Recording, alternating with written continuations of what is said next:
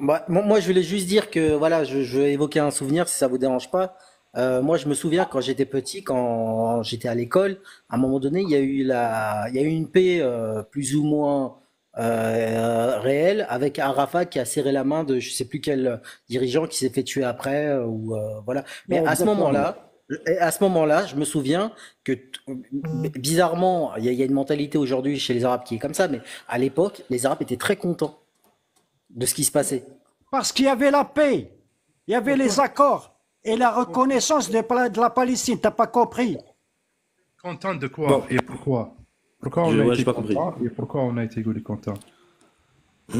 Parce que le fait d'avoir une paix avec Israël, c'est quelque chose qui était accepté par le commun des Arabes en général. À quoi a consisté cette paix? Je sais pas C'était à quoi? exactement, mais moi je me Donc, si vous souviens ne des savez Arabes pas que je laisser, connaissais, soit tunisiens, marocains, vous algériens, ils donc, étaient vous tous très n'êtes pas contents. arabe, vous n'êtes pas arabe et vous ne savez pas le pourquoi ils se sont serrés la main. Vous le connaissez pas. C'était la paix, la création de deux États. Exactement. Deux États. Et pourquoi Pourquoi il y a les personne qui se Israéliens? bat pour deux Mais États aujourd'hui? écoutez, Pourquoi il y a aucun camp qui est mais là qui pour te la l'a création de dit? deux États? Il y a que d'un Ça. côté et que de l'autre. Parce que Israël, mais non, mais t'as pas compris, toi. Qui te l'a dit? Qui Israël, te l'a dit? Qui te l'a dit? non, mais Qui te l'a on dit? va juste, tu sais quoi, regarde, les on va pas se prendre la tête, je vais lui répondre et on va avancer parce que sinon on va rester sur le truc. Regarde, Fab, je te réponds juste sur ça et ensuite je vais te laisser, Inch'Allah, descendre, je vais te faire descendre parce que, en fait, je t'ai fait monter parce que dans les commentaires, je vois que t'étais dans l'incompréhension, j'espère que t'as compris certaines choses qu'on t'a expliquées. Et pour te répondre par rapport aux deux États, il faut savoir que Israël est supérieur militairement aux Palestiniens, a remporté aux Arabes, même j'ai envie de dire, ça c'est une réalité qu'il ne faut pas nier. Israël a gagné plusieurs fois des guerres israélo-arabes. Les Palestiniens, face à ces échecs, ont accepté la mise en place d'un État israélien et d'un État palestinien. Mais eux, les Israéliens, ils ont signé, mais ils n'ont jamais été pour les deux États. La seule force qui lutte encore jusqu'à aujourd'hui pour les deux États, c'est l'autorité palestinienne. Israël refuse les deux États. Benjamin Netanyahou l'a encore dit il y a pas longtemps, il refuse la mise en place d'un État palestinien. Ceux qui ont boycotté l'État palestinien depuis 30 ans, c'est Israël. Israël met son veto, les États-Unis refusent que l'État palestinien existe. Ils vont jusqu'à aller en Cisjordanie, casser les routes, casser les hôpitaux, casser tout ce qui peut exister pour empêcher que l'État palestinien arrive. Moi, je t'invite à aller te renseigner sur le sujet et tu comprendras quelle est la souffrance du peuple palestinien. Et Wallah, écoute-moi bien, Fab, hein, c'est même pas une question d'être arabo-musulman. Aujourd'hui, n'importe qui dans le monde, même s'il est chrétien, même il est juif, n'importe qui dans le monde, il doit soutenir les Palestiniens. Parce que c'est une honte pour lui, c'est pas que pour les musulmans, pour l'humanité entière, c'est une Ouais, c'est un honte. drame, c'est un drame. C'est, c'est un drame. C'est comme quand aux deux personnes qui attendent depuis tout à l'heure, il y a le Z et Sidati, je vois pas ton nom, excuse-moi. Donc le Z, on va commencer par le Z et ensuite Sidati. Désolé, j'étais un peu long. Voilà, je vous laisse reprendre. Non, non, t'as bien fait de toute façon quand Salam à même, hein. tous. Bonsoir, salam à Merci. tous. Alaykoum Euh, salam le Z. alors moi, je vais commencer par rappeler que l'Algérie est souveraine. Donc là, elle a très très bien rappelé à toutes ces personnes-là qui pensent que on est un vassau de la France ou que c'est la France qui nous tient.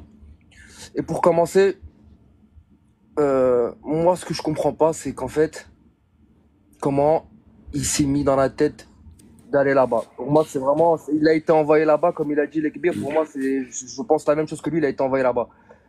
Mais ce qui se passe à l'heure d'aujourd'hui, c'est qu'en fait là, c'est que l'extrême droite Sion qui essaye de dire oui, il a été arrêté par rapport à ses propos sur l'islam, l'islamisme, etc.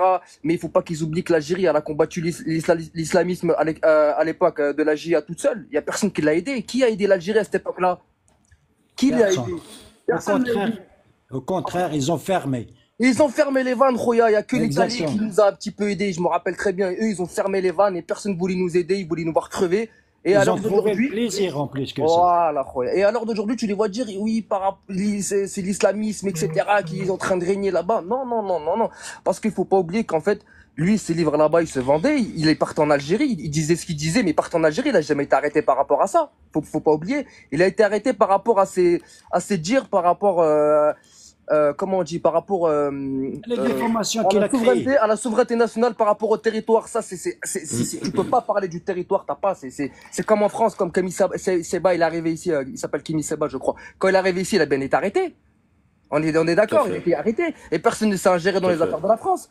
Et Tout à fait. Durov, Durov, le créateur de Telegram, quand il est venu en France, il a été arrêté. Et personne ne s'est ingéré dans les affaires de la France. Donc pourquoi est-ce qu'ils emprisonnent des personnes qui viennent et l'Algérie, non, on doit rien faire, on doit fermer notre bouche et on doit dire bon, vas-y, repars. Mais c'est des malades ou quoi? C'est ça en fait que les gens ils comprennent pas qu'ils sont en train, en fait, ils sont en train de faire un charabia et du cinéma pour rien. Et moi, comme je l'ai dit, pour moi, il y a une histoire bizarre derrière tout ça. Mais, mais, mais en fait, ils savent pas que l'Algérie, ils pensent que c'est un petit pays, mais ils s'en rendent pas compte. En fait, ils sont en train de jouer avec un pays ils peuvent rien faire. Les frères, ils peuvent vraiment rien faire du tout. Enfin bref, voilà, j'avais ce que j'avais à dire et s'il y en Je a te qui veulent remercie. répondre par rapport à ça, Bah, on va monter dans l'ordre. Je te remercie le Z pour ton intervention. Et t'as dit un truc très bien sur Kémy Séba. Kémy Séba, par exemple, c'est quelqu'un qui fait partie de la mouvance, je sais pas comment on peut appeler ça, noir, panafricaniste, Black Panther, enfin, je sais pas c'est quoi qui représente exactement ce mec. Mais en tout cas, ce mec, quand il est arrivé en Panafricanisme, c'est France, ça. voilà, le panafricanisme, mais quand il est arrivé en France, il a été arrêté pour ingérence avec une puissance étrangère. Voilà, voilà. il a été arrêté en France et voilà. Bon, il n'a pas été mis en détention, mais il a été, je crois, poursuivi pénalement, etc. Donc voilà. On va donner la parole à Sidati. Salam alaikum. Bonsoir Canal, bonsoir à tous Bonsoir. tes followers et à ton guest, voilà. Salam alaikum, Je salam. tenais absolument à parler de Boualem Sansal. Bon, après son départ en 1993 en France, une année après l'assassinat de Boudiaf, donc Boudiaf a été assassiné en 92, il y a eu l'attentat d'Alger en 92, donc c'était difficile déjà à l'époque d'avoir le visa pour la France, donc il a dû faire plusieurs demandes pour l'avoir et il est parti en 93. À partir de ce moment-là, bon, il était anti-islamiste, etc. Donc, ils étaient je sais pas exactement à l'époque, je l'ai pas suivi, mais moi, je trouvais qu'il avait raison de s'exprimer de cette façon-là. Mais maintenant, ce qui lui arrive quand il est reparti en Algérie, je pense que les autorités algériennes ont un gros dossier contre lui parce qu'ils ne l'auraient pas arrêté pour rien. Voilà. Moi, je pense que déjà, moi, je l'ai entendu de temps en temps, j'ai entendu parler. C'est un intellectuel et il aurait pu très très bien se renseigner sur l'histoire de l'Algérie.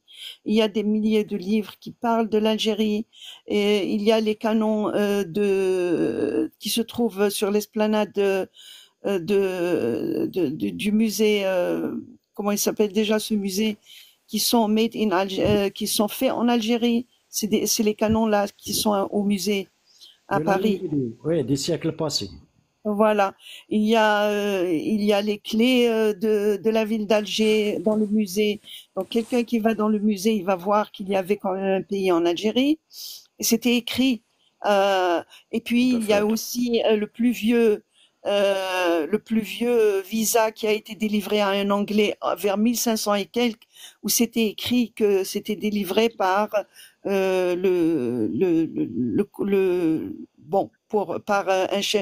chef de l'Algérie. C'était écrit l'Algérie. Il y a des contrats avec d'autres pays, c'est écrit l'Algérie. Il y a une monnaie qui a été frappée à Hambourg, en Allemagne, où c'était écrit que c'était la paix avec l'Algérie. Les Algériens ont écrit leur première constitution en 1748. L'accord de la reconnaissance des États-Unis s'était fait en 1736. Tout cela, et moi je ne suis pas très Madame, euh, madame, pardon. intéressée. Non, je n'aime pas je Ok, m'excuse, hein, mais ok. j'ai horreur quand on me coupe la parole. Bon, merci. Donc Je tout t'en prie. cela, moi je ne suis pas très spécialiste de l'histoire de l'Algérie. C'est des trucs qu'on peut entendre par-ci par-là. Mais Boualem Sansal, qui est un intellectuel vraiment, qui a le temps de lire, qui écrit, etc., il a lu tout ça, mais on voit chez lui, quand il parle, l'écho, en fait, de ce que j'appelle la mouvance expansionniste franco-marocaine, dont le porte-parole est Bernard Lugan. C'est-à-dire que dès qu'il ouvre la bouche, c'est Bernard Lugan en personne qui est là devant nous. Et c'est pour cela que je pense qu'avant de l'arrêter, les autorités algériennes l'ont suivi ou quelque chose comme ça. Ils ont un gros dossier sur lui et je pense qu'il fera de la prison parce qu'il le mérite, parce qu'il nous a humiliés et parce qu'il ne mérite même pas d'être algérien, mais malheureusement il est algérien, il mérite d'être en prison. Voilà, merci Canaan et alors, merci de m'avoir laissé parler. Barakallahu fik, je te Si remercie je la peux sœur pour ton... apporter des, Oui, si oui, je peux je vais vous apporter tous... des pierres à l'édifice Pirate, de pirate. madame, rapidement. Oui, alors, je vais vous donner à tous la parole, les frères. On va monter dans l'ordre. Ça va être Crash Test et puis ensuite Pirate et puis ensuite Lausanne, pas de problème. Juste par rapport à Abou Alem Sansal et les gens qui disent oui, il va être libéré, etc. Je pense que vous ne saisissez pas, le sujet, la sensibilité de ce sujet des frontières. Vous savez, il y a eu des guerres par le passé. Ce qui fait cette personne-là en faisant des vidéos, en disant ce genre de choses, c'est un appel à la rébellion, c'est un appel à la sédition, c'est un appel au sécessionnisme, c'est un appel à la guerre, grosso modo, pratiquement, c'est presque un appel à la guerre, ce qui fait. Je pense que vous surestimez les autorités algériennes et la priorité qu'ils mettent sur ce genre de sujet, sur l'intégrité territoriale, sur la souveraineté. Les Algériens, vraiment...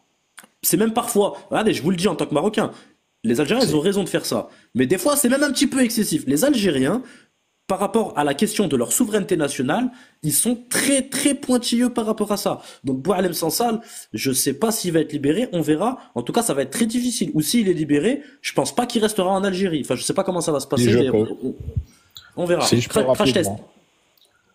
Alors, si je peux rapidement. Attends, Pirate, Crash Test d'abord et après toi, dans l'ordre, s'il te plaît. Laisse intervenir le frérot Pirate, j'interviendrai juste après. Comme ça, allez, Très gentil de ta part, Crash. Tout d'abord, bonjour tout le monde, bonjour madame. Enfin, bonsoir.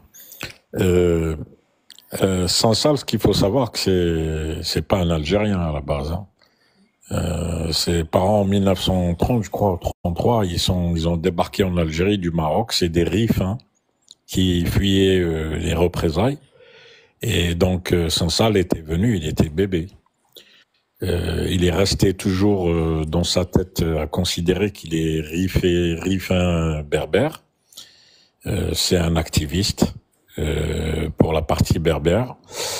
Il a des liens avec le MAC.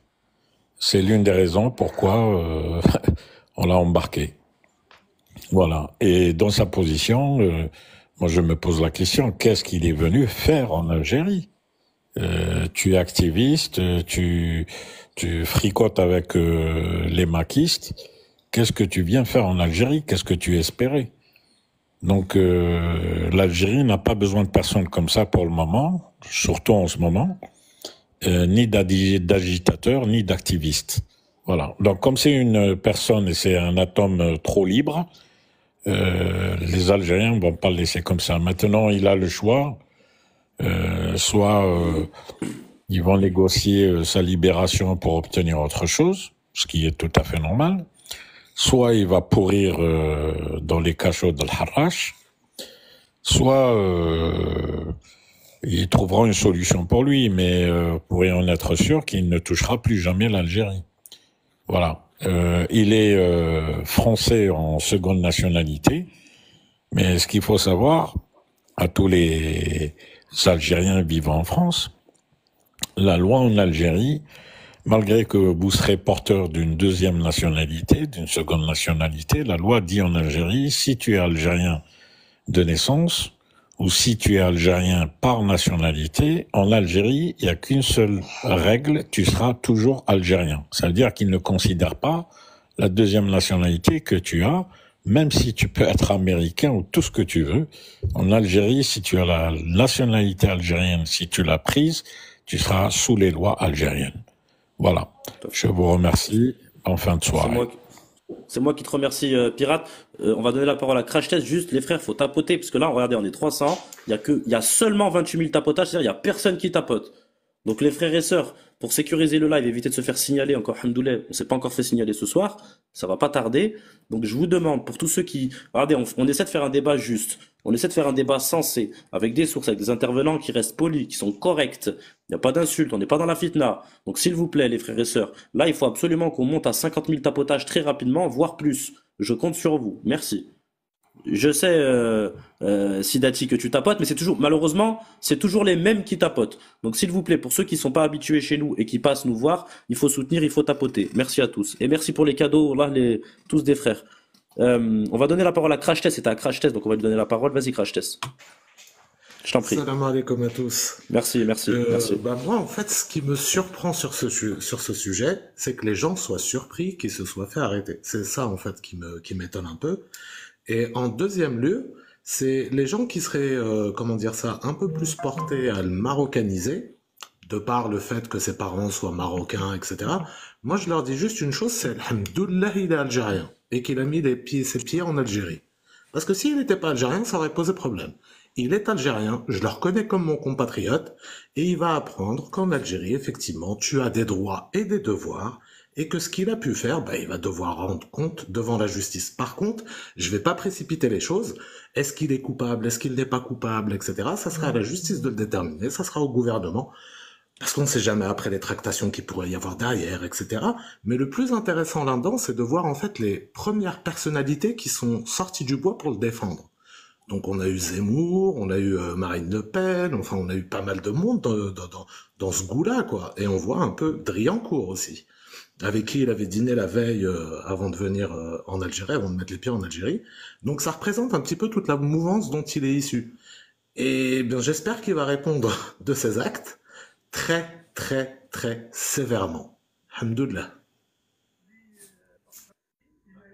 Je te remercie, Crash Test, pour ton intervention. Merci à tous ceux qui tapotent et qui envoient des cadeaux. Merci les frères, vous êtes des tueurs, vous soutenez le live. Les cadeaux, c'est gentil. Le plus important, c'est le tapotage, c'est gratuit et ça nous soutient le live. Donc je compte sur vous. Merci les frères et sœurs, là vous êtes sur une bonne lancée. On va faire tourner la parole à, c'est à Lausanne. Allez, Lausanne, tu prends la parole. Ouais. Vous m'entendez bien ou pas? On t'entend très bien. Lausanne et après Ben Barka. Bismillah. Alors moi, ce que je trouve intéressant, c'est ce personnage qui est pourtant algérien. C'est que dans son histoire, il s'est toujours exprimé en français. Et ce que ça dénote pour moi, c'est qu'il a toujours visé seulement le public francophone, et ça démontre sa déconnexion culturelle, je dirais, ou en tout cas sur le territoire national algérien. Il a toujours privilégié le dénigrement de l'Algérie. Il a fait de la dévalorisation du pays son fonds de commerce, on peut dire, hein, très honnêtement. Il a toujours associé d'ailleurs l'Algérie à la corruption, à l'islamisme. Et le point particulier, c'est son obsession anti-étatique, alors que ça a été un haut fonctionnaire. Et ça c'est le plus décevant, je dirais, sur ce personnage, parce que son obsession unique, c'est de recevoir la reconnaissance des Occidentaux. Et cette particularité-là, chez un Algérien, je trouve ça très, très dégradant, surtout au regard de notre histoire. Et passer son temps à ternir l'image de l'Algérie sous couvert, soi-disant, de liberté d'expression, et d'avoir ou d'être un intellectuel, je trouve ça vraiment déplorable, la manière qu'il a de dépeindre le pays. En fait, il reprend absolument tous les clichés, il a toujours repris tous les clichés coloniaux. On est défaillant, ignorant, sous-développé, l'image la plus dégradante et la vision la plus déformée possible, comme je le dis, comme les clichés coloniaux qu'il a alimentés. Aujourd'hui, je m'interroge sur les chefs d'accusation. Je lui souhaite d'avoir comment on appelle ça, de l'intelligence avec l'ennemi dans son dossier. Évidemment, je ne lui souhaite pas le meilleur, mais maintenant, la question, c'est le quid des chefs d'accusation qui lui seront portés, et on aura a priori la réponse assez prochainement, en tout cas. Voilà. Je te remercie pour ton intervention, Lausanne. Merci. On va donner la parole à Monsieur Ben Barka qui est avec nous. Salam alaikum, Ben Barka. Est-ce que tu es avec nous, frérot Ben Barka, ou pas? Bon, il doit avoir un problème, Ben Barka. On va refaire un tour de parole pour ceux qui veulent. Est-ce que tu veux prendre la parole? Est-ce que tu veux reprendre la parole, Lekbir? Vous avez remarqué que j'ai mis le drapeau algérien, ce n'est pas... J'ai vu. Non, on est algérien. Moi, je suis algérien aujourd'hui. Et demain, je serai algérien. Je serai toujours algérien tant que ces menaces sont sur l'Algérie. C'est tous ceux qui veulent détruire l'Algérie. tous ceux qui veulent faire la guerre à l'Algérie, nous sommes tous Algériens. Comme on l'a été tous des Irakiens, tous avec Saddam, tous avec la Syrie, tous avec... C'est bien de t'entendre dire ça, Exactement. Al-Kbir. Exactement. Voilà. Donc, on va pas jouer. Hier soir, j'étais dans un live avec des petits Français. Ils faisaient leur propagande. Voilà qu'ils ont senti la guerre avec la Russie et ils veulent mêler les Africains dans cette guerre. Regardez leur hypocrisie. Ils ont dit que si cette guerre déclenche, va toucher l'Afrique et que nous, les Africains, on doit aider la France. Pourquoi on doit aider la France? Est-ce que la France, elle nous a aidés, nous? La France, elle nous a séparés, elle nous a divisés. Il y a des pays africains qui sont toujours colonisés sous la colonisation française. Et là, je parle d'économie. La France, qu'est-ce qu'elle a fait à l'Afrique? La France, c'est le diable de l'Afrique. C'est le diable du monde entier. Donc, ce monsieur, comme je l'ai dit auparavant, il n'est pas bête, il sait ce qu'il attend devant lui. Il sait que tout celui qui critique un pays, c'est normal. Adi, tu peux critiquer des positions politiques, mais dès que tu t'ingères dans la souveraineté d'un pays ou diviser un pays, ça, mon frère, ils vont jamais te le pardonner. Tu seras sanctionné si tu es citoyen de ce pays. Bon, moi, si je ne suis pas le citoyen, par exemple, de l'Algérie, je peux critiquer l'Algérie, je divise l'Algérie en 1000 morceaux, mais est-ce que les lois algériennes peuvent me condamner, moi, par exemple, mauritanien? Non. Mais elle le fera à un citoyen algérien. Parce qu'on ne touche pas à la souveraineté. Et d'après ce que j'ai entendu ce monsieur, il a dit qu'il y a une partie de l'Algérie, elle n'était pas algérienne, et c'est une partie marocaine. Donc voilà, il a touché de la souveraineté territoriale de l'Algérie. La plus grande personnalité de l'Algérie, c'est le président. Et le président, quand il le fait, il est prêt pour une trahison. Et il sera pendu, jugé et pendu. Donc la souveraineté ne se touche pas. Ce monsieur, il sait ce qu'il attend. Vous savez tous qu'il y a un problème politique aujourd'hui qui est imposé entre la France et l'Algérie. La France va utiliser ce monsieur. Et voilà, et demain, je ne sais pas si l'Algérie va céder. C'est la question qui se pose. Est-ce que l'Algérie va céder? Moi, je te dis que si l'Algérie cède, tous ses enfants, ils feront la même chose. Chaque enfant algérien, pour monter dans un live et dire voilà, Alger c'est pour les Pakistanais, Wahran c'est pour les Mauritaniens, Tlemcen c'est pour les Tunisiens, et voilà, on a divisé le pays. Donc nous aurons 40 millions ou 45 millions d'Algériens, chacun d'eux est libre de diviser. Alors le président, toi aussi, tu as le droit de céder une partie de ton territoire à tel ou tel ou tel. Donc il n'y a plus d'unité nationale, il n'y a plus de souveraineté. Moi je pense que l'Algérie va le sanctionner. Ce monsieur, Uqsim Billahi, je pense que l'Algérie va le sanctionner sévère pour donner une leçon à tous. Voilà, tu peux être opposé, moi c'est pas un problème. S'il était opposé à la politique algérienne, c'est son droit le plus absolu. Moi en tant que Mauritanien, ça m'est égal, ça m'est au pôle Nord. Mais en tant que citoyen mauritanien, algérien ou n'importe qui, tu viens et tu veux diviser ton pays, il y a une loi. Si ce n'est pas la zriba, c'est pas la zriba que votre roi, par exemple les Marocains, il peut donner une partie de son territoire à n'importe qui, il peut le partager avec n'importe qui, alors qu'il n'y a pas une loi qui peut le sanctionner. C'est ça le problème. Au Maroc, il n'y a pas une loi qui peut sanctionner le roi. Pas du tout. Ni dans le code pénal, ni dans la constitution marocaine, aucune loi ne peut le sanctionner. Alors que Tebboune, il y a 1000 lois. Au Qazouani, il y a 2000 lois. Donc ces gens ne sont pas protégés par la loi. D'autres le sont. Et le président français, il n'est pas protégé par la loi. Si demain, un citoyen français, par exemple, il dit qu'une partie de la France appartient à l'Allemagne. Et voilà, j'aimerais bien voir un Français de souche, dire voilà, telle place ou telle région géographique de la France appartient à l'Allemagne, Strasbourg par exemple, appartient à l'Allemagne, ou tel ou tel ou tel. Uqsim billah, avant de terminer, il sera jugé parce que c'est ingéré dans la souveraineté de l'État. Donc, il y a ce monsieur, il est manipulé.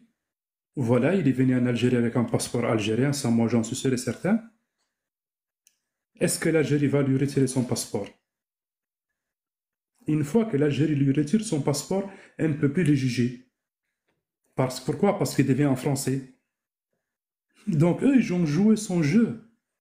L'Algérie a joué son jeu, on s'était, mais une fois que tu poses pas en Algérie, tu seras jugé. C'est comme par exemple moi, si j'ai une nationalité française ou anglaise, ou c'est pas moi quoi, et je suis à l'étranger, je critique mon pays, je veux diviser mon pays, mais une fois que je pose patte en Mauritanie, la première des choses, ils vont me prendre, viens ici, ils vont me juger par l'acte que j'ai fait en tant que citoyen mauritanien. Mais si je nie la nationalité mauritanienne maintenant, oui, ça c'est autre chose. Mais tant que tu as la nationalité de mauritanienne ou algérienne, ou autre pays, tunisien, sénégalais, autre pays, tu es dans l'obligation de respecter ces lois.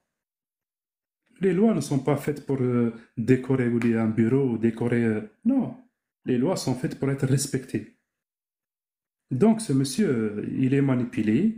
Il y a des gens derrière lui qui veulent faire une crise diplomatique et un chantage algérien et nuire l'image de l'Algérie sur le plan international. Donc on comprend qu'il y a des gens qui cherchent l'Algérie. Et nuire son image, la critiquer, c'est préparer les autres à détester l'Algérie. C'est comme la même chose, on a fait ça en Irak. On a dit que Saddam Hussein est un dictateur. Alors que tous les chefs d'État européens, c'était leur souhait et leur rêve de trouver Saddam Hussein.